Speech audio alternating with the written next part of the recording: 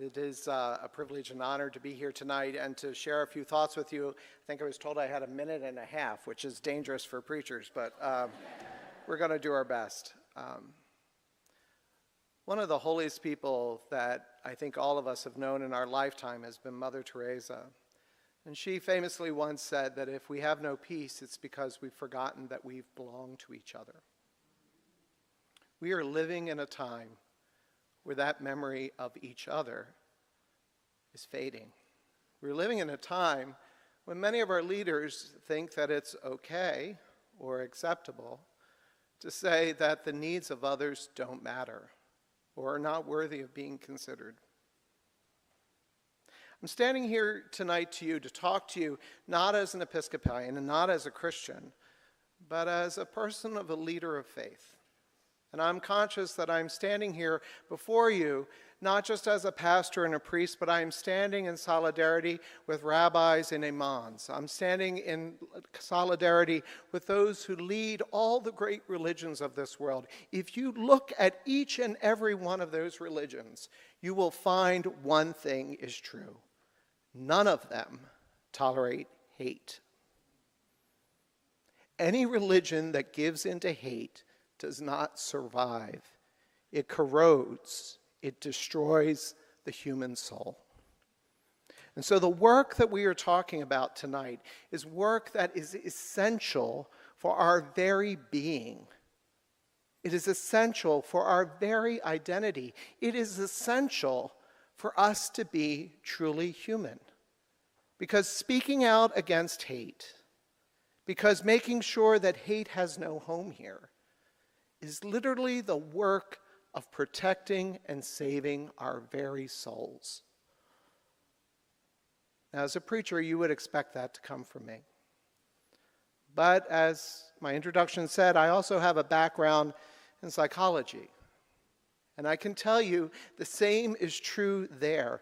The science of psychology teaches us how hate can corrode and destroy the person from within.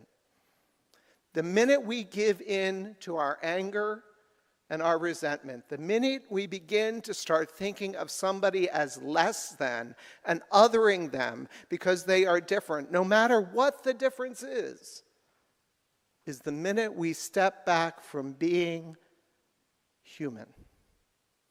It's the minute we step back from being what we were created to be.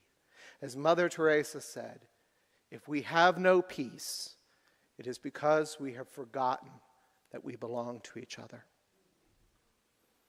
And so tonight, the work that all of these fabulous people have called you to, the work that has brought us together, is to recognize that the work is not only needed and essential, but to do less and to ignore our responsibility will cost us our souls. There's a famous aphorism that all evil needs to do to win is for good people to do nothing. You know that. To speak out against hate, to make sure that hate has no place in this world, it will take us being willing to be available and to be vulnerable. To be available is to make sure that when we hear something, we say something. When we see something, we do something. To hear one of my brothers and sisters undermined and seen as other is to hear it to be said about my own self. To see someone attacked because of their disability, their sexuality, their religion, their country of origin, to see them as less than, as a means of justification for hate, is to see ourselves die little by little. We must be willing to be available to one another and to stand together in arm and arm and to stand up against the prevailing attack on the social norms that have made this country the wonderful place that it is. But that also means that it's going to take us a willingness to be vulnerable. That means that sometimes it's going to hurt. That means that sometimes we're going to hear people saying things not just about people that they hate, but then starting to include us in that population of people that they hate.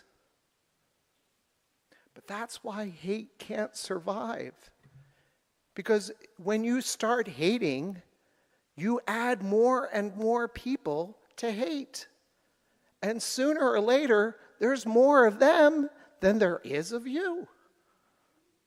And that's why there is power in what we are doing together tonight. That's why ultimately hate will not win. That is why we must ensure that hate has no home here. I shared with you some words from Mother Teresa. I want to add this as well because it is inscribed on the wall of the children's home that she ran in Calcutta.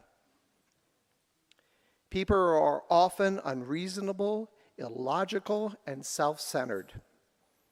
Forgive them anyway. If you are kind, people may accuse you of selfish, ulterior motives. Be kind anyway. If you are successful, you will win some false friends and some true enemies. Succeed anyway. If you are honest and frank, people may cheat you. Be honest and frank anyway. When you spend years building, someone could destroy overnight. Build anyway. If you find serenity and happiness, they may be jealous. Be happy anyway. The good you do today, people will often forget tomorrow, but do good anyway. Give the world the best you have, and it may never be enough, but give the world the best you have anyway. You see, in the final analysis, it's really between you and God.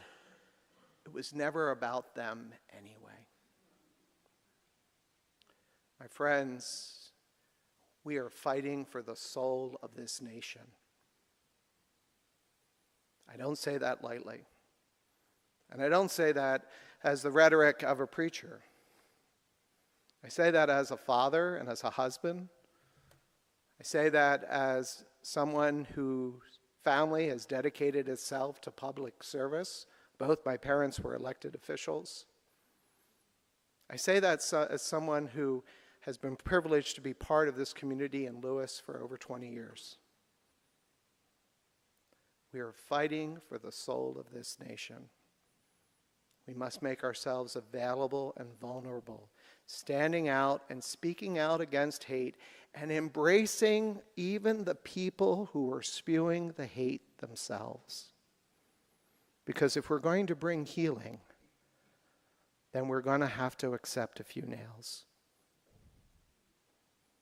If we give in to othering them, if we give in to seeing them as less than human, then we allow them to win because they have made us in their image.